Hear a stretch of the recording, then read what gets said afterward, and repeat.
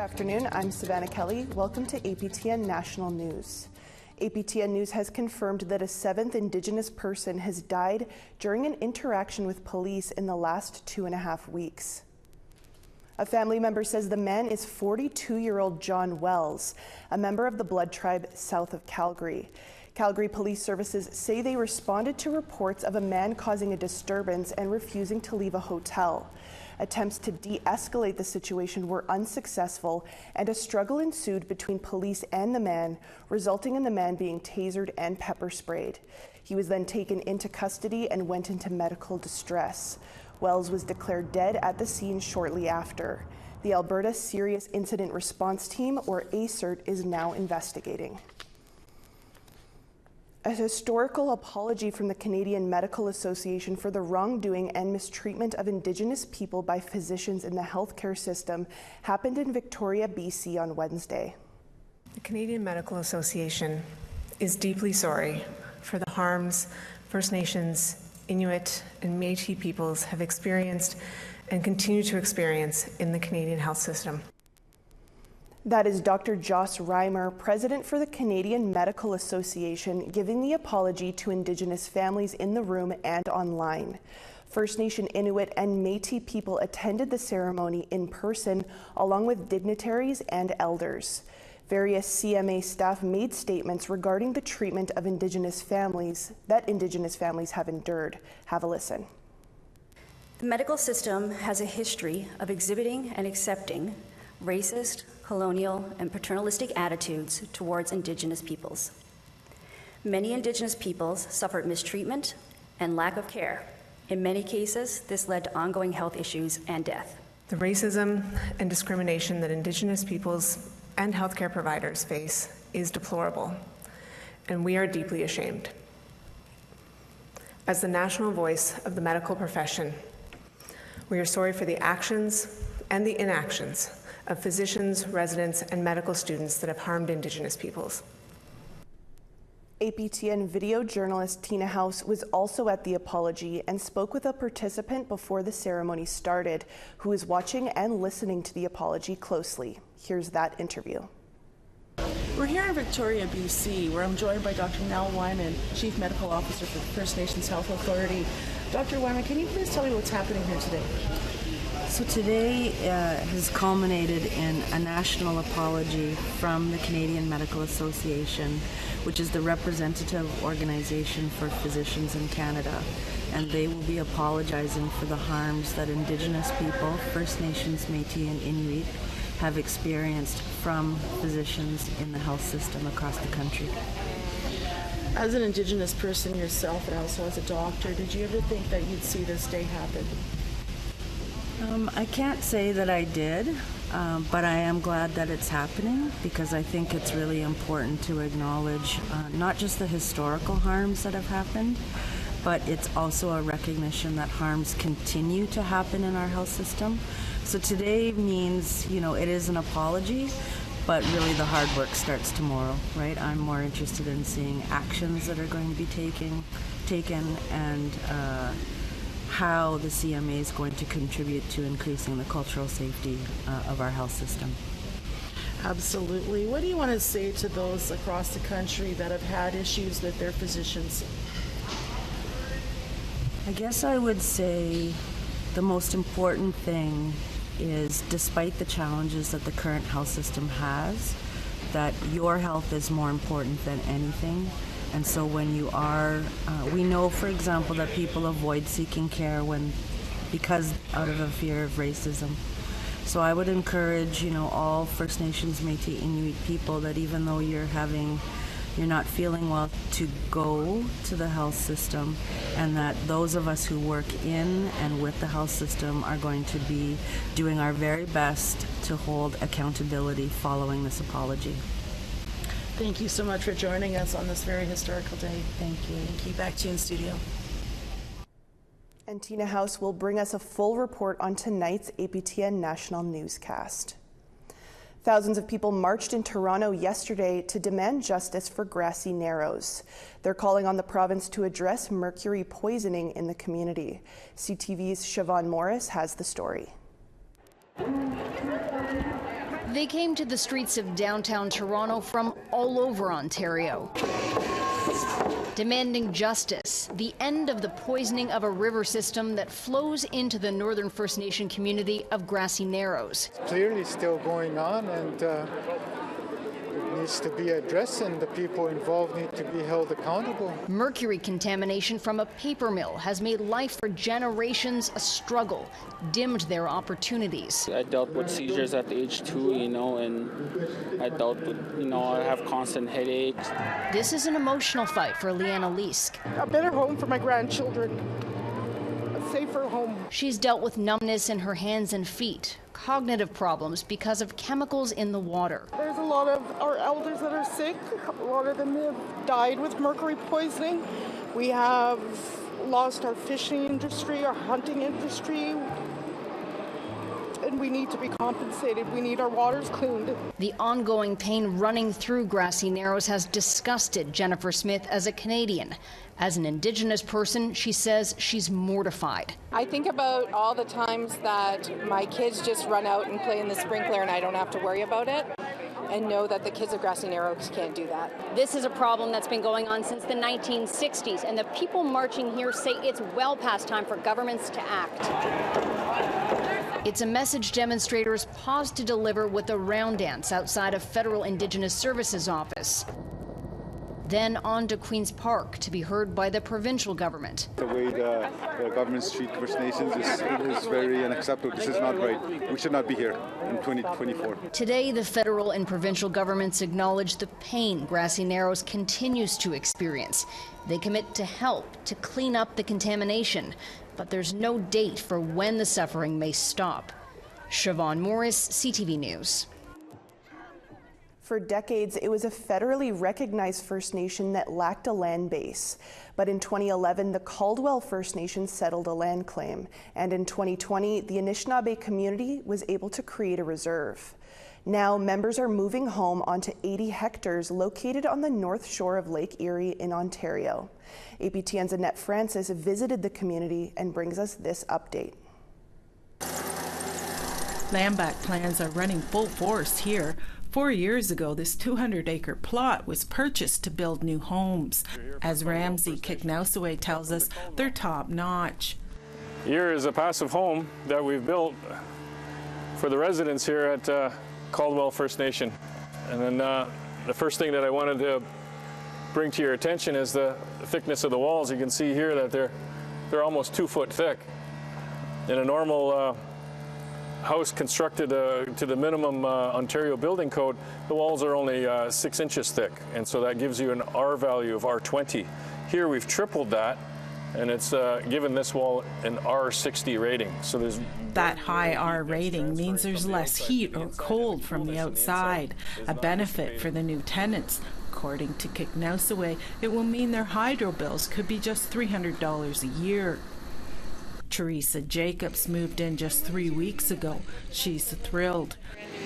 Oh, it's amazing. It's amazing with the new appliances and everything. It's just gorgeous.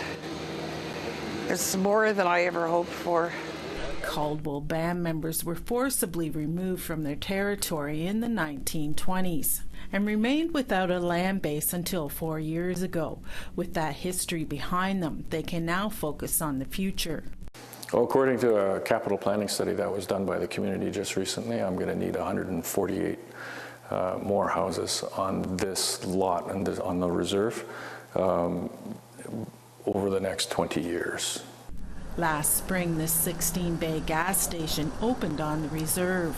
According to Douglas Heil, the 400 band members are not only seeing the benefits in their tanks, they just received 20% of the profits, which are distributed annually. It was substantial, about 3 times more than what we expected to make. So it was very, very good for the nation and for the people of the nation, and we hope it continues. We're looking maybe possibly of an expansion. The Hillman Marsh will soon be getting an upgrade too.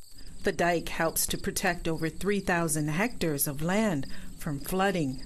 Heil is hoping the $15 million project could benefit job creation projects here as well. We planned in running a heavy equipment operators course on our land here starting next Wednesday. So what we're hoping is the proponents that do the heavy equipment work here will certainly employ one or two, or maybe, I think we got about 18 people on the course. So we're hoping to have a lot of work for our nation, not only here, but more development on our land at the homes there. The dike repairs should begin by the fall of next year, and if all goes well, the construction of 2 new larger homes will start next summer. Annette Francis, APTN National News, Caldwell, First Nation, in Ontario. We're always looking for your feedback or story ideas. Here's how you can continue the conversation. If you have a story you want to share, send us an email to news@aptn.ca. To read and watch our stories, visit our website, aptnnews.ca. You can find us online on your favorite social media sites, including TikTok, YouTube, LinkedIn, and X. Follow APTN News to join the conversation and see our latest stories. After the break, we'll take you to a youth empowerment event that brought thousands of youth together in Winnipeg. Stay with us.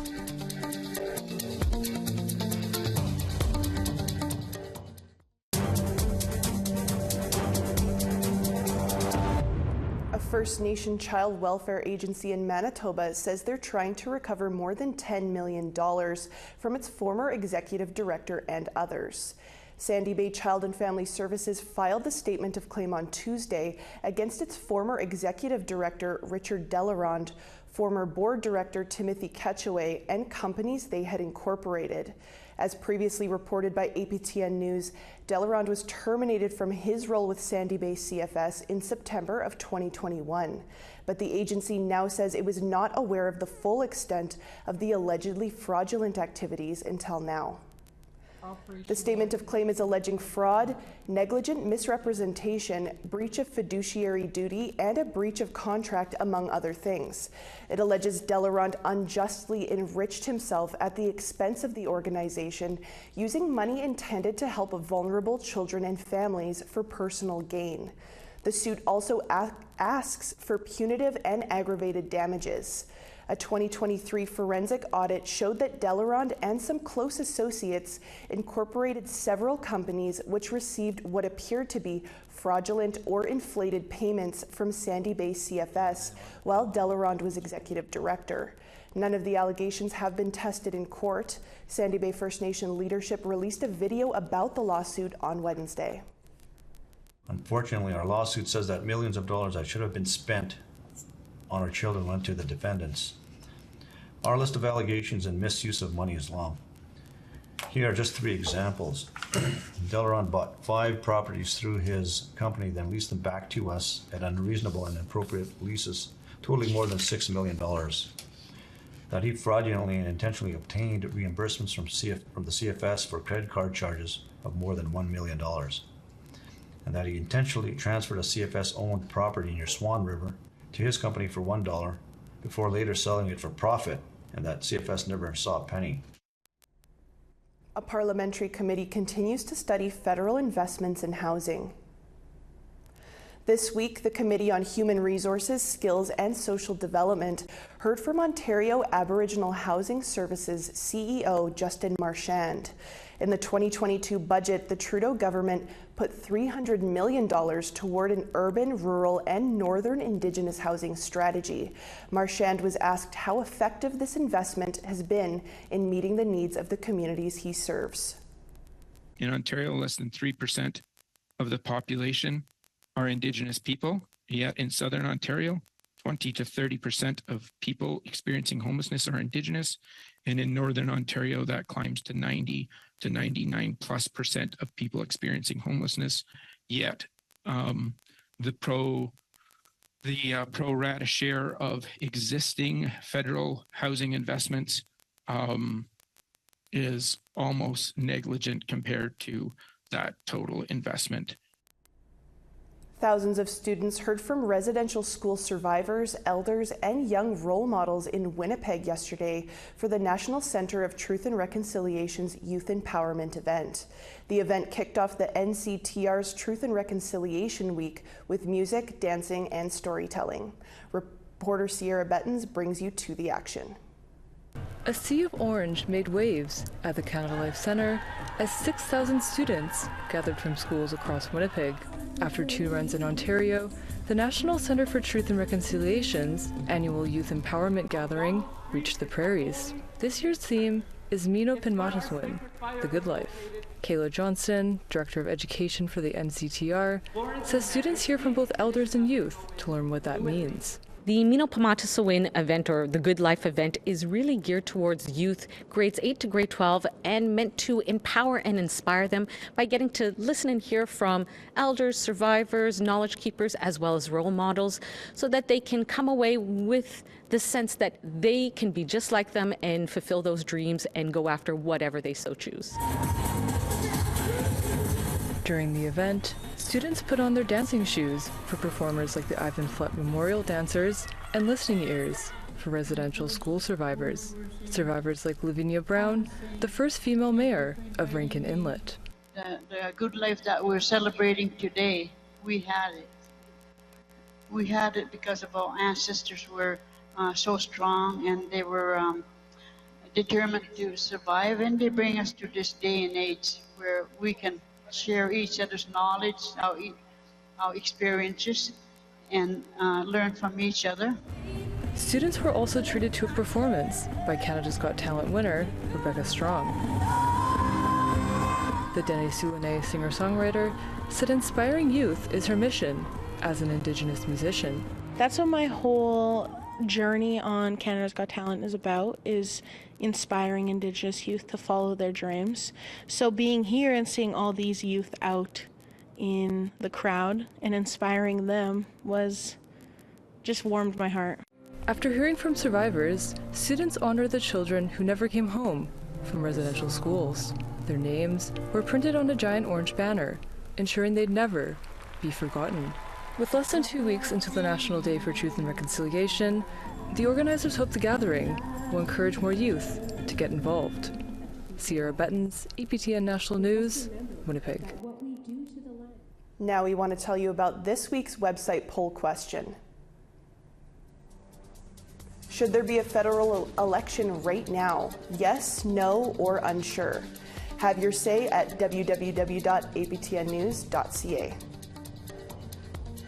For the first time ever, an artist has won the Polaris Music Prize for a second time. We'll tell you who after the break.